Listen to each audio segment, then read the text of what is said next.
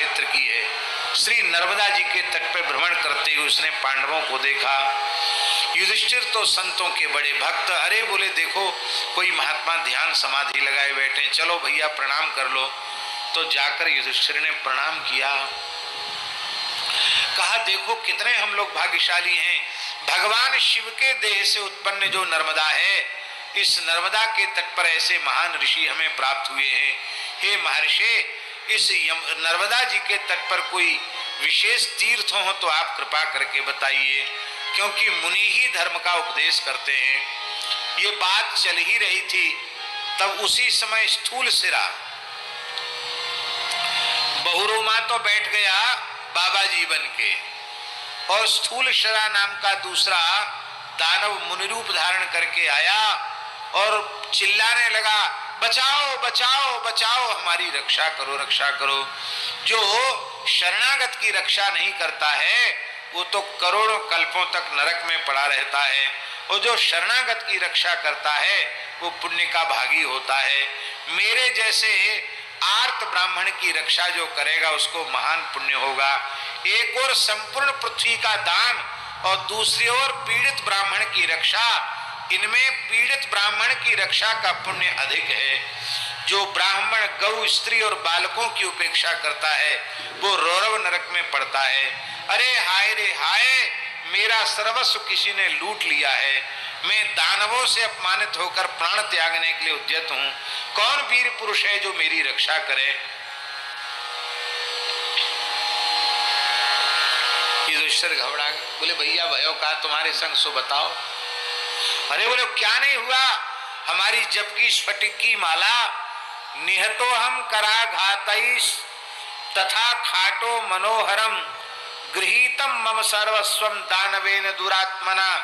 मेरी बढ़िया स्फटिक मणि की माला थी, सुंदर कमंडल था, और मेरे खाट माने मेरी बैठने का एक आसन था, वो सब हमसे छीन लिया, एक जोर का थप्पड़ हमको मारा, हमारा सर्वस्व लूट लिया। यह सुनकर पांडव हड़बड़ा गए और बोले अरे ऐसे कैसे, चलो कौन है वो दुष्ट, हम दानवों के लिए तो काल के जैसे हैं। पांचों के पांचों चल पड़े। द्रौपदी कहाँ रहेगी, तो द्रौपदी को वो जो बहुरूपिया था, महात्मा तो नहीं था, था तो दानव, उसके पास छोड़ दिया और वहां से बहुत दूर निकल गए। युधिष्ठिर ने कहा कि अरे यहाँ तो कुछ भी नहीं दिखाई पड़ता, तुम अर्जुन जाओ द्रौपदी की रक्षा के लिए जाओ। अर्जुन वहां आए तो वहां क्या देखा कि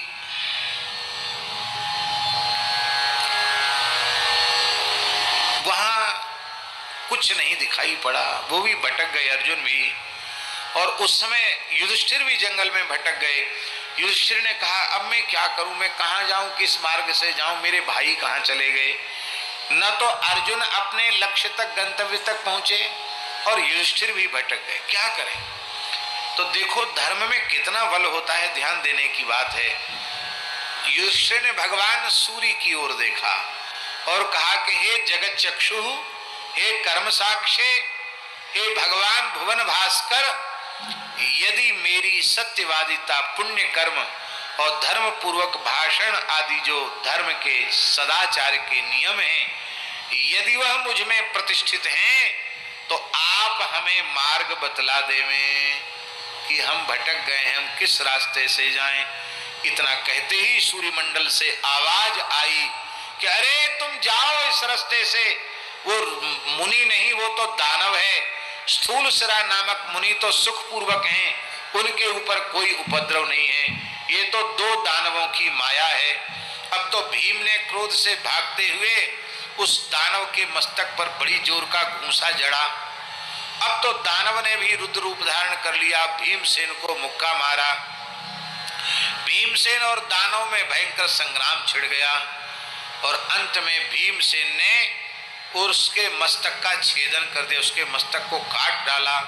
और इधर अर्जुन जब मुनि आश्रम पर पहुंचे तो मुनि दिखाई नहीं पड़ा और न द्रौपदी ही दिखाई पड़ी। तो अर्जुन ने वृक्ष पर चढ़ करके देखा तो वो दानव द्रौपदी को कंधे पर बिठा करके भागा जा रहा था अपहरण करता हुआ, और द्रौपदी पुकार रही थी, हे धर्मपुत्र, हे गदा पाणी भीमसेन, हे गांडीवधारे अर्जुन, तुम कहाँ हो, हमारी रक्षा करो। विलाप कर रही थी।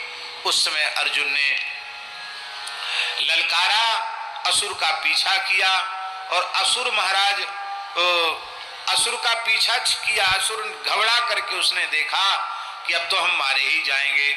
उसने तुरंत द्रौपदी को कंधे से उतार दिया और तेजी से भागने लग गया। अर्जुन के बाण से घायल होकर जैसे ही वो पृथ्वी पर गिरा, गिरते ही वो शंख चक्र गदा पद्मधारी पीतांबरधारी विष्णु के रूप में प्रकट हो गया। पीते च वाससी बिभ्रत शंख चक्रायुधानि च ततस्स विस्मयाक्रांतो नत्वा पार्थो वचो वदत। अर्जुन ने तो दंडोत प्रणाम करी, लंबी दंडोत करी। अर्जुन बोले कि अरे ये वैष्णवी माया क्या है, ये भगवान ही हमारी परीक्षा लेने आ गए थे। अरे राम राम, मैंने तो भगवान पर ही प्रहार किया। हे प्रभु, हे नारायण, हे गुरु, मेरे अपराध को क्षमा करो। नूनम अज्ञान भावेन कर्मैतद् दारुणं मया तत्क्षन्तव्यम जगन्नाथ चैतन्यम मानवे कुतः। हे जगन्नाथ, मेरे अपराध को क्षमा करो, हमने यह दारुण कर्म आपको बिना पहचाने किया। चतुर्भुज उवाच, वो चतुर्भुज बोला, भगवान नहीं है वो, वस्तुतः दैत्य ही है। चतुर्भुज बोला, नाहम कृष्णो महाबाहो बहुरोमास्मि दानवः।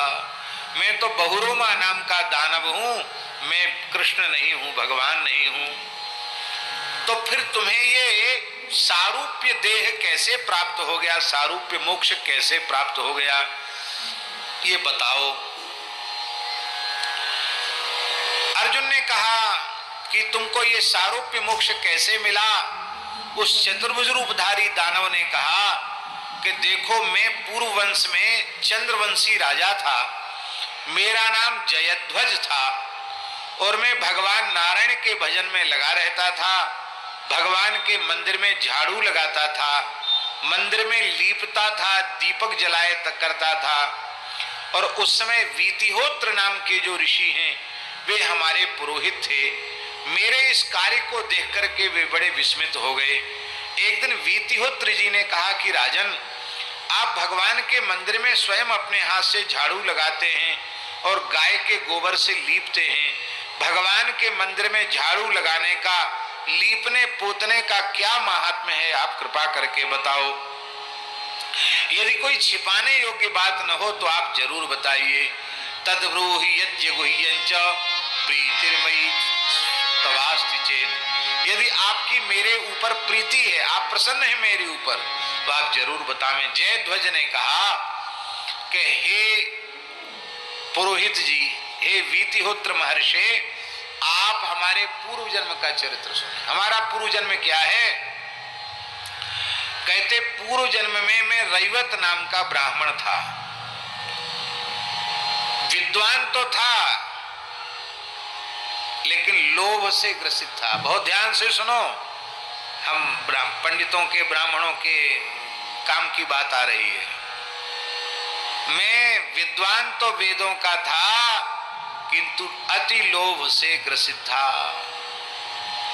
इस अति लोभ से ग्रसित होने के कारण जिनको यज्ञाधिकार नहीं है मैं उनका भी यज्ञ कराता था। अनेकों गांवों का पुरोहित था और इस प्रकार का कुधान्य लेने से, लोभ पूर्वक धन का संग्रह करने से वेद के प्रकांड विद्वान होते हुए भी संपूर्ण दोष मेरे भीतर आ गए। दूसरों की चुगली करना, निर्दयता, जो बेचने योग्य वस्तु नहीं है उसको भी मैं बेच देता था। देखो बहुत ध्यान से सुने, किसी ब्राह्मण के मन में इसकी पीड़ा नहीं होनी चाहिए। संतों को, ब्राह्मणों को जो कुछ मिलता है दान का द्रव्य, वह इसलिए मिलता है कि वे स्वयं उसका उपयोग करें। अपने उपयोग से अधिक हो तो जिस ब्राह्मण को उसकी आवश्यकता हो उसको बिना मांगे जांचे पूछे उसको दे दो। पर कपड़े लत्ते बेच लेना, सुपारी तक बेच लेना, लोटा लंगोटा सोटा सब बेच लेना। अरे भैया छाती पे धर के ले जाओगे का? दान के द्रव्य का विक्रय निषिद्ध है। तो मैं यज्ञादि में प्राप्त जो द्रव्य है, जो वस्तुएं हैं, उनको भी बेच लिया करता था, निषिद्ध कर्मों का आचरण करता था, ब्राह्मण होता हुआ भी ब्राह्मणों से द्वेष रखता था, परस्त्री और परधन में आसक्त था, प्राणियों की हिंसा भी यज्ञ के नाम पर कर देता था, और लोगों की दृष्टि में तो बड़ा विद्वान पंडित धर्मनिष्ठ था, किंतु मैं मद्य भी पीता था, ब्राह्मणों से द्वेष भी करता था, और आवश्यकता पड़ने पर चोरी चमारी भी कर लेता। चोरी, हाँ, धर्म संघ वाले गुरुजी कहते थे देखो कोई बुरा मत मानियो, हमारा शरीर भी ब्राह्मण कुल का ही है, हम ब्राह्मण निंदा तो स्वप्न में भी नहीं कर सकते। पर धर्म संघ वाले गुरुजी एक बात कहते थे, ब्राह्मण यदि निष्ठा पूर्वक त्रिकाल संध्योपासन न करे, वैदिक सदाचार का श्रद्धा पूर्वक पालन न करे और पौरोहित्य करे, तो उसमें इतने दोष अवश्य आ जाते। कौन कौन दोष? तो गुरुजी कहते थे, धर्म संघ वाले गुरुजी, पुरोहित, कितने अक्षर हैं? 4, पुरोहित। पू से पुरीश, पुरीश माने क्या होता बताओ? पुरीश माने होता है मल,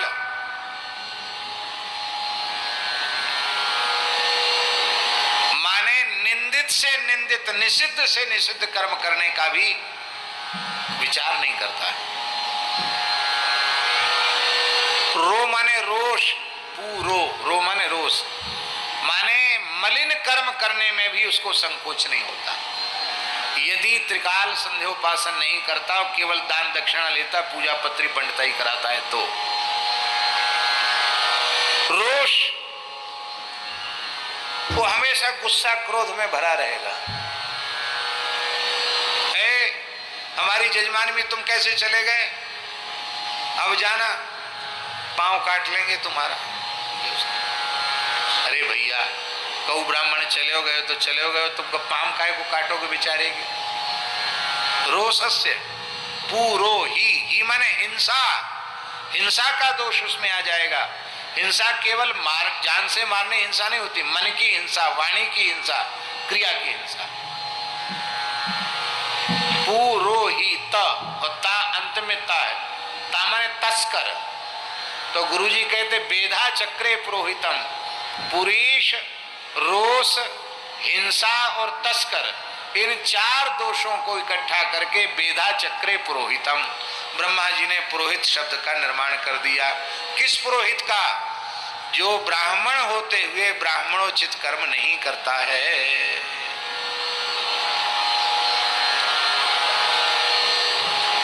एक बहुत अच्छे थे, नाम नहीं लेंगे, तो शौच के लिए किसी यज्ञ में बहुत छोटा जलपात्र लेके जा रहे थे,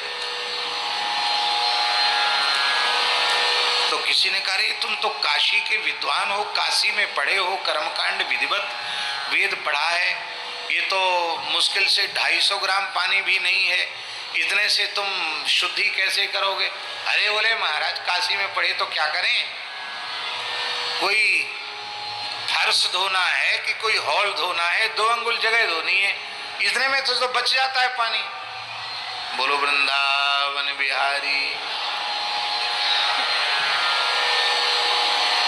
अब इसमें संदेह नहीं कि वो अच्छे पंडित थे, लेकिन कुछ नहीं, क्या अरे क्या हो गया, कोई फर्श धोना है क्या, नेक्स्ट ही जगह धोनी है, धुल गया।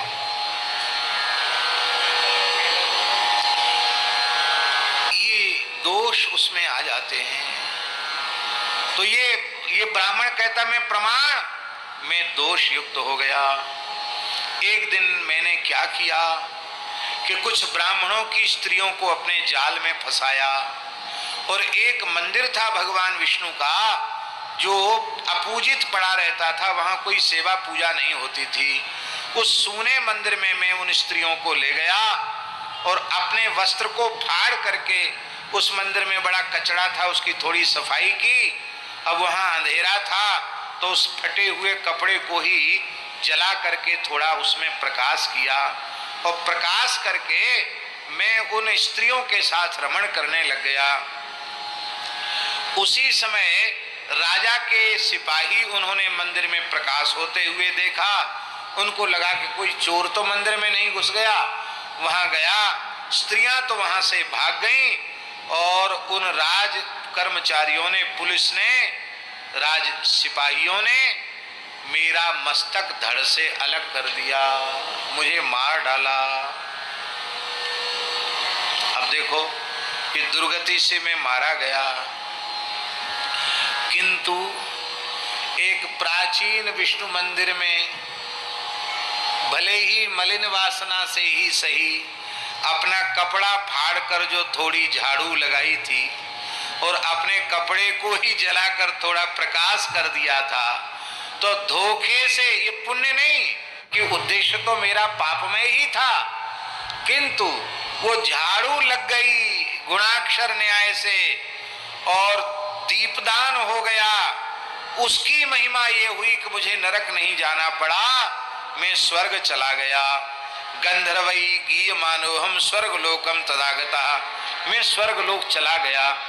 वहां मैंने बहुत समय तक, इसमें तो लिखा है कि 100 कल्प तक हमने स्वर्ग में सुख भोगा और भोगने के बाद फिर चंद्रवंश में मेरा नाम हुआ जयध्वज। और मुझे स्मृति है कि मैं पूर्व जन्म में ऐसा ब्राह्मण था, लेकिन पाप कर्म परायण था, मेरी तो नरकों से ही छुट्टी न मिलती।